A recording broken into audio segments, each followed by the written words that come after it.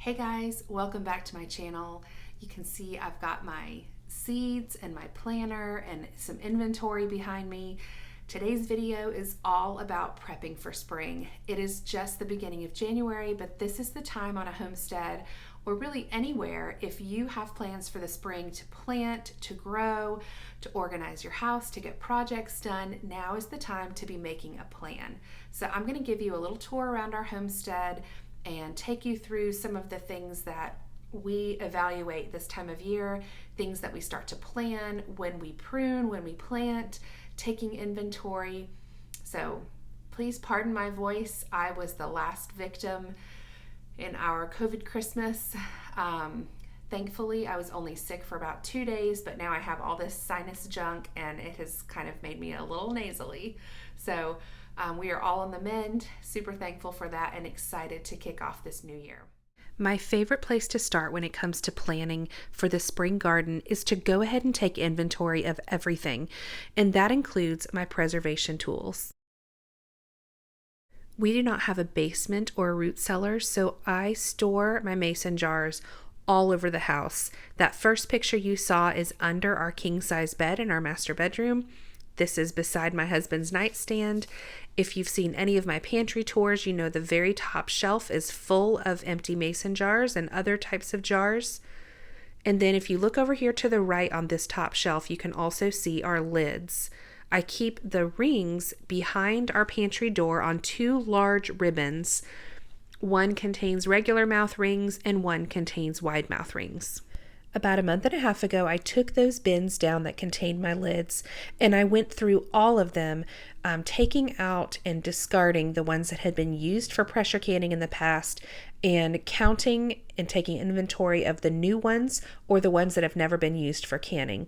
I am now all set for all of our rings, lids, and jars for the 2022 garden season. Now let's head outside. Hi, ladies.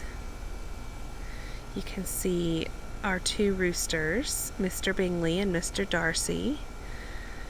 This entire garden space is 2,000 square feet, and half of it, this half that's closest to me that the chickens are in now, used to be our garden space. Let's see if you can see my cattle panels. That is where all of my tomato plants were last year. And there was a fence separating the two areas.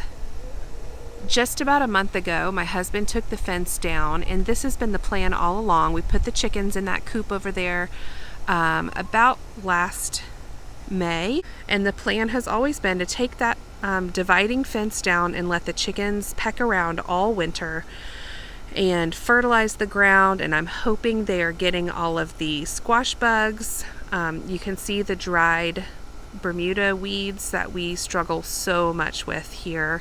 Those will be pulled before we plant anything, but they are doing an amazing job. The ground looks so good. It looks so much different than it did even just a month ago. Really, once they were out here for 1 week, it looked pretty incredible. They are doing a fantastic job, and they're getting lots of treats, insects, and we throw all of our kitchen scraps to them. We really hardly throw anything into the compost pile because the chickens just love it. This long skinny row was my sunflower bed last year. You can see that these irises have traveled. They were only right here, and they have traveled all the way over here, quite a few of them. I think I'm just going to let them go. They're going to be beautiful in the spring. I will be planting sunflowers here again. I am most definitely planting far more than I did last year. I think I had 7 different varieties. That we had like 8 to 10 foot over here on the very end near the compost pile, all the way down to little 3-foot teddy bear sunflowers that were absolutely gorgeous.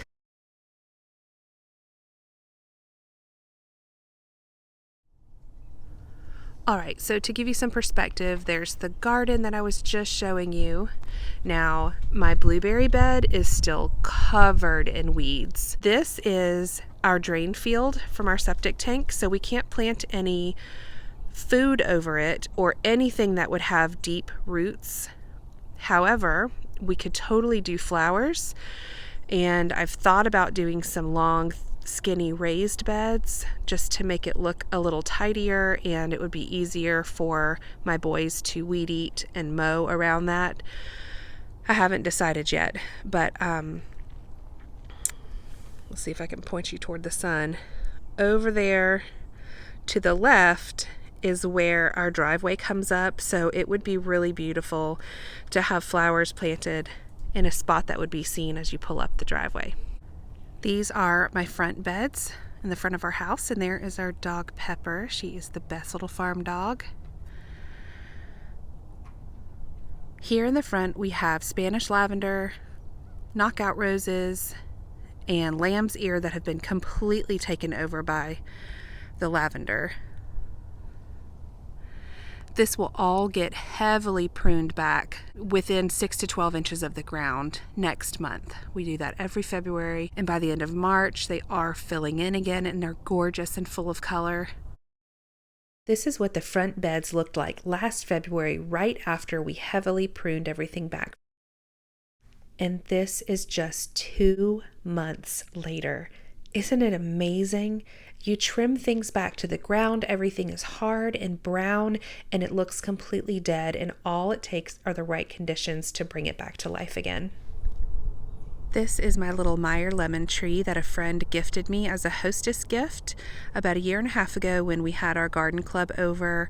This thing has grown tremendously in the last year or so. If you have citrus, particularly Meyer lemon, tell me, do I need to prune these 2 new little branches that are coming out within like the first 4 inches of the base of the tree?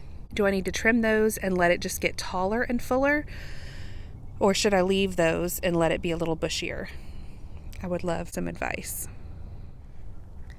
This is our little orchard, and it's hard to even see the apple trees right now. So there's one here, one there, one there, and one here. We have 2 Granny Smith and 2 Arkansas Black.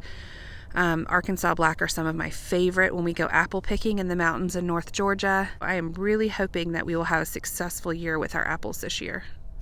We are also planning on doing kind of a natural border. I don't know, you can see these 2 trees over here. We are going to plant our grape vines as like a hedge. We're going to have to move the trampoline, and we'll put up some posts and wires so that they can trail along those, but we're hoping to kind of use the grapes on that outer edge as a border for the orchard. We also plan to add pear trees this year, cherries, and possibly plums. And then most likely we are going to plant our fig tree somewhere over here. That'll leave plenty of room from the big tree over here, and the peaches. We'll plant it kind of right in the middle. I really look forward to fresh figs. This is the other side of our house. This bed is trimmed out in lamb's ear. I will tell you that I split every one of these lamb's ear off the 8 that are in the front of our house. It's pretty incredible. They took off like crazy. Now, this right here is huge and laying over. The base of it is over there. This is an echinacea plant that has already like quadrupled in size since I got it from a friend 2 years ago. They were absolutely beautiful last year. I just had to drop this picture in from last summer. I cannot wait for them to bloom again this year. This whole bed needs to be cleaned up. All the dead things trimmed off at the base. All right, this was something that was very exciting to me. I planted a lot of what are considered to be perennial herbs, and I read last year that many herbs that are considered perennial herbs aren't truly, but if you just leave them, they will reseed themselves. Over here, I had dill, and all of these herbs were really prolific last year. I had dill, cilantro, the thyme is still doing really well. I had parsley right here. These brown dead plants were all basil. And then on the other side of this butterfly ginger was chamomile. All of it I just let go to seed, and I let it die in its place. And look at all of this dill. That's dill. That is dill. This and this. Look at all that cilantro. It's so exciting. Right back here you can see some sage that I think is going to make it through the winter. There's a little one and a big one. And then these little greens over here are chamomile. This space out here we used last year for corn. It was the first time that we had prepared this area. I think it's about 800 or 900 square feet. And it was just kind of experimental. We've never grown corn. Our neighbor over here to the right of us, beyond this fence that you can see, we kind of went in together, and it was rather experimental. And I'm pretty sure our problem was severe under fertilization. We underfed the corn, and they just needed more nutrients at the end to form those ears of corn. And so it was pretty sad at the end. But every year we learn, and the next year we make changes. So this year we certainly plan on planting corn again in this same spot, and we will definitely make some drastic changes to how we feed it. And this is my hoop house, or high tunnel, kind of like a greenhouse. It's not going to have any electric ventilation, but we will be able to roll the sides up. It is about 85% finished. My husband put a door right there. I guess he's putting some more of the greenhouse plastic on that door, but we've got to trim all of that stuff out on both ends. I got these photo organizers from Michael's craft store. They fit seed packets perfectly. I try to organize them according to vegetable or family. This entire box is full of veggies. And then over here, we've got herbs and, oh no, there's more veggies. Cucumbers, nasturtium. Those were fun to plant last year. Lots of different zinnias and herbs and greens. Every single one of those little boxes is full of seed. At the end of each growing season, I take inventory. So you can see that this is my 2021-2022 seed inventory. I did this back in the fall after I planted some fall crops. I wanted to take inventory of what I had left and what I would need to order to be prepared for our spring 2022 garden. Obviously, I have the name and variety over here, the package year. Look at that. These beefsteak tomatoes are from 2013, and I grew them last year also. Seeds are absolutely amazing. Every year, it never ceases to amaze me how seeds as small as a grain of sand can grow into such enormous plants with so much life and potential and feed my family and keep producing year after year. It's incredible. And then over here in this column, I write down the quantity. So if it's a full seed packet that I haven't even opened yet, then I put full. Otherwise, I just kind of estimate, or some of these, like this one only has 10. I must have just opened it and been able to count what was left at the bottom. It's really great to be able to look on this 2-page spread rather than having to go fishing through all of these boxes to see what we have left. Just make sure you keep up your inventory so it's accurate. Be sure to like this video and subscribe to my channel if you want to see more of my upcoming videos on the homestead. Thanks for watching.